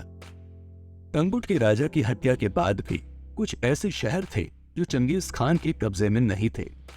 इससे पहले कि चंगेज खान तंगुट साम्राज्य पर अंतिम जीत हासिल कर पाता, अगस्त के महीने की 25 तारीख को उसकी मौत हो गई। चंगेज खान की मौत के बाद उसकी पत्नी ने उसके शव को उसी तरीके से तैयार किया जिस तरीके से अब वो असल जिंदगी में रहा करता था। चंगेज खान के शरीर को सफेद कपड़े और टोपी पहनाकर एक सफेद कंबल में लपेट दिया गया जिसमें चंदन की लकड़ी भरी हुई थी। इस कंबल को 3 सोने की पट्टियों से बांध दिया गया। 3 दिन बाद चंगेज खान के मृत शरीर को मंगोलिया की ओर बेहद सादगी के साथ ले जाया गया। अपनी मौत के कई साल पहले चंगेज खान ने यह इच्छा जाहिर की थी कि जब उसकी मौत हो जाए तो उसे किसी ऐसी जगह पर दफना दिया जाए जहां उसे कोई ढूंढ न सके। चंगेज खान की इसी इच्छा का ख्याल रखते हुए उसके शरीर को बिना किसी निशान के दफना दिया गया। मंगोलिया में आज भी चंगेज खान की याद में एक मेमोरियल बनाया गया है, लेकिन ये मेमोरियल उस जगह पर नहीं है जहां पर चंगेज खान का शरीर दफनाया गया था। माना जाता है कि चंगेज खान के शरीर को ओनो नदी के आसपास कहीं दफनाया गया था जहां उसका जन्म हुआ था। चंगेज खान ने उस दौर में दुनिया का सबसे बड़ा साम्राज्य कैसे खड़ा कर दिया, ये बात वाकई में गौर करने वाली है। वहीं अलग अलग इतिहासकारों और विद्वानों के इस बारे में अलग अलग विचार हैं, मगर एक बात तो तय है कि चंगेज खान अपने दौर का बेहद बुद्धिमान और पक्की सोच रखने वाला इंसान था। भले ही चंगेज खान ने अपने साम्राज्य को हद से ज्यादा खून खराबे, आतंक और इंसान की ढेरों लाशों पर खड़ा किया था, लेकिन इस सब के पीछे उसकी कुछ ऐसी नीतियां थीं जो वाकई में बेहद नायाब थी। अपनी सेना की विधवाओं और लावारिस बच्चों को लूट के सामान में हिस्सा देना, अपनी सेना में अधिकारियों को उनकी क्षमता के हिसाब से बिना किसी भेदभाव के नियुक्त करना। चंगेज खान के दौर में अच्छे घराने और ऊंचे खानदान के लोगों को ही सेना में उच्च पद दिए जाते थे, लेकिन चंगेज खान ने इस नीति को बदलते हुए लोगों को उनकी काबिलियत के हिसाब से अधिकार सौंपना शुरू किया। इस तरीके से चंगेज खान ने अपने पूरे कबीले और साम्राज्य में लोगों के बीच के भेदभाव को खत्म करने में एक अहम भूमिका निभाई। दूसरी ओर युद्ध के मैदान में चंगेज खान ने पारंपरिक तकनीक के साथ साथ अपनी आधुनिक सोच को मिलाकर एक ऐसा खतरनाक गठबंधन तैयार किया जिसके आगे दुनिया की कोई भी शक्ति नहीं टिक सकी। ये चंगेज खान की काबिलियत और तेज दिमाग का ही नतीजा था कि जिन कबीलाई लोगों को दुनिया असभ्य और पिछड़ा हुआ मानती थी, उन्होंने दुनिया की बड़ी से बड़ी ताकतों को हराया और उन पर राज किया। कबीले से निकाले गए एक भगौड़े और फिर अपराधी घोषित किए गए चंगेज खान की कहानी हमें ये सिखाती है कि कठिन से कठिन हालातों को भी बदला जा सकता है, असंभव से दिखने वाले लक्ष्य को भी हासिल किया जा सकता है, और अगर आपके अंदर इच्छा शक्ति और अपने सम्मान के लिए लड़ने की काबिलियत है तो आप हर परिस्थिति पर जीत हासिल कर सकते हैं। उम्मीद करते हैं कि आपको कुकू एफएम के द्वारा पेश की गई चंगेज खान की ये जीवनी बेहद पसंद आई होगी।